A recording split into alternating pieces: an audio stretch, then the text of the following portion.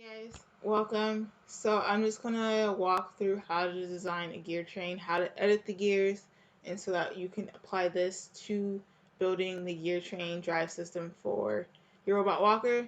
The first thing you're gonna do is that you're gonna get the distance between your hypothetical input crank and where you want your motor to be. So this distance, so right now for like mine, it's 3.162. This is not a set distance. You can put your motor wherever you want to put it. Just make sure that it's a feasible distance to where you can connect your motor to the input crank. So right now, mine's is 3.162. That's my goal. That's what I'm going for. Once I figure that out, I'm going to go to the Excel spreadsheet provided. So the Excel spreadsheet is it's meant to be very straightforward. Hopefully it is. If it's not, let me know and I can make adjustments. But starting from the left, you'll see 1, 2, 3, and then 1, 2, 3, 4. That's how all these are. These are all from past teams. These are all my personal calculations. So you'll see crazy ones like a 6-gear train or a 5-gear train. I think I have a 2 somewhere. No, I don't have a 2. But yeah, so depending on how many gears you choose, you'll have it set up to where it's ready to go. You don't want to. 3 is an ideal number from what I've seen. 3 works for most walkers. I know that this will be the first quarter that we go with 6 legs. With 6 legs, you may have to go with more. I wouldn't go higher than 5. Something tells me with 6 gears, you'll end up having a lot of backlash, and so your gears will end up locking. So that's why I would stick, for this one, I would stick between 3 or 4. For the 6-legged one, I would try 5, 4 or 5, but I wouldn't go above 5. So that's this first column, is just how many gears are in your gear train. Also, things to keep in mind, gears right next to each other are going in opposite directions. So if you have your input crank as your first one and your motor right next to it, keep in mind that if your motor is going clockwise, your input crank is going counterclockwise, which will affect the way if your robot walks forward or backwards. Some things I've learned is just having a coupler in between the motor so that my input is going in the same direction as my motor. It just makes things easier. You don't have to think about which direction it's going in. When it comes to, I have the 4-gear one just in case.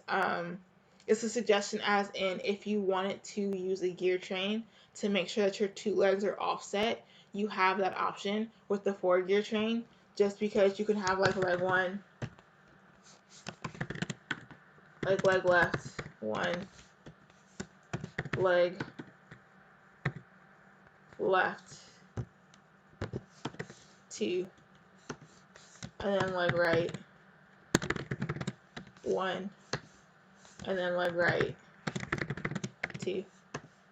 And then with that adjustment, your left leg, your front legs will be, in this case, your front legs will be, if one's your front legs will be going at the same time while your back legs will be going at the same time.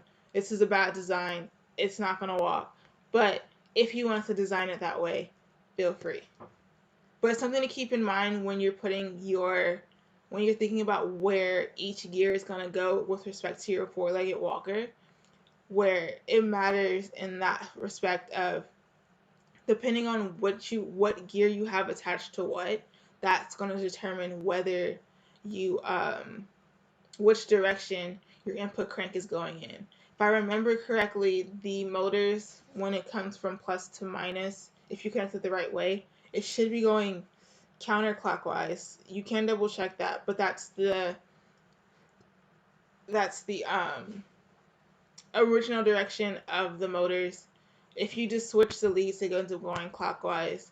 But you know that no matter whatever direction the motor is going in, your input crank is going in the same direction if you stick with every other one.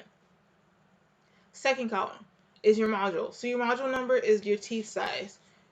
When it comes to the way we have the gears designed this quarter, they will be 3D printed. You can laser cut in wood and acrylic. They actually come out really nice. But the model that I have right now, it's going to be a 3D printed gear. So when it comes to the module number, I want to just to stick between 2 and 2.5. 2 works fine. 2 is the standardized off the street, off of master car gear module number, while 2.5 is ideal for 3D prints. The only thing with 2.5 is that every 3D printer is different. So 2.5 may work best, like say for a Rapid Tech printer, but it may not work best for a UCI Build Applied Innovation printer. I've actually tested it on both, and so 2 and 2.5 works with any printer on campus, so you don't have to worry about that. But this is like future reference if you ever decide to 3D print gears. Stick between 2 or 2.5 when it comes to teeth, just because anything bigger or smaller than that, you start losing the definition between the teeth, and it ends up being one blob instead of each individual teeth. Second column is the number of teeth. The number of teeth is where you're really going to see your the math come into play. So things to keep in mind. Anything in the green, you're not changing. That's all calculated based off of calculations that are all with gear trains and gear ratio. So these are all predetermined. You're just changing modules and number of teeth. Your goal is to this is like where your answers are at, so this is where you're looking. So how originally my goal was 3.162. Right now I'm at 3.150. Things to keep in mind: 9 times out of 10, you're not going to get the exact number that you originally measured. So what you can do is that if you get within 1/100th of what you wanted, you will adjust your input crank in your motor to bring it in or bring it out a little bit so that it should work. And then the other two, so the total distance is like the goal. That's your number one number. That's the number you're looking for. The other number is any number in that same column that's not the last number. The last number is an arbitrary number. Don't worry about that. It doesn't make sense. It's just there so that there's a number there. Don't worry about that number. It's just anything before that number. So all the numbers before that number are the distances between your gears. So this first number is the distance between your input and your coupler, and the second number is the distance between your input, your coupler, and your motor. To use this one as an example, this is the distance between your input, your left leg 1, and your left leg 2 gears. This is the distance between your left leg 2 gear and your left right 1 gear. And this is the distance between your left right 1 gear and your left right 2 gear. So it's something to keep in mind when it comes to making sure that all your gears are in the right place. All your distances are told to you, so you don't have to figure out, okay, is my gear too close? Is my gear too far?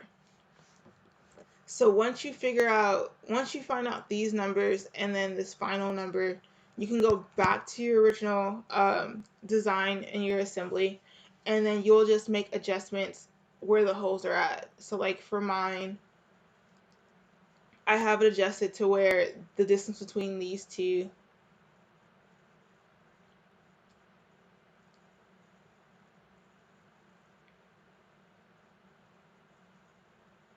is 3.15, and the distance between my two holes is 1.75, as you can see from here.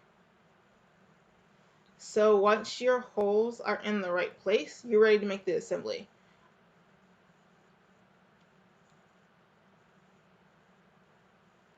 I already made the assembly. Things to keep in mind when it comes to mating: the initial mates are the same. It's still concentric and coincident mates. So you have concentric around the rod, coincident depending on where you place it. I know most people place it in between the two, sorry, my nose itches. In between your two faceplates. I know in the year before I had designed it to where your gears were in between one faceplate and your linkage. So it really just depends on where you want it. They could go anywhere. They're just there to move the rod. And then to actually get the gears to move, you're gonna go to mechanical mates. From when you first open, here, let me delete this one so I can go through it. When you first go and open mates, standard mates, because the standard is the first one you see, you're gonna scroll all the way down to mechanical mates. And then in mechanical mates, you'll see gear mate. And so for the gear mate, what you're gonna do is that you're gonna hit the faces of the teeth that are right next to each other. It doesn't matter which teeth, just make sure that it's the ones right next to each other. And then once you have that, your gears should move together. It's kind of weird in the fact that it's SolidWorks, so they don't look like they're moving in sync. But if you do a motion study,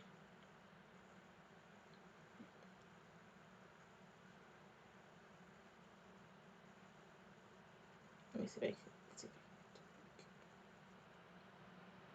They are kind of moving in sync. It's kind of hard to see just because it's SolidWorks. Let me see if I can slow it down.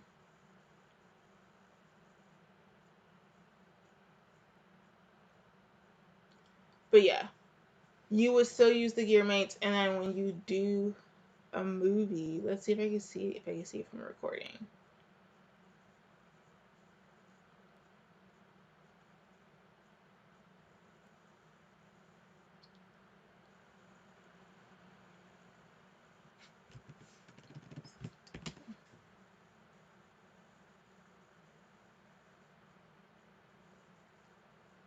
They all should move together, and so that you know your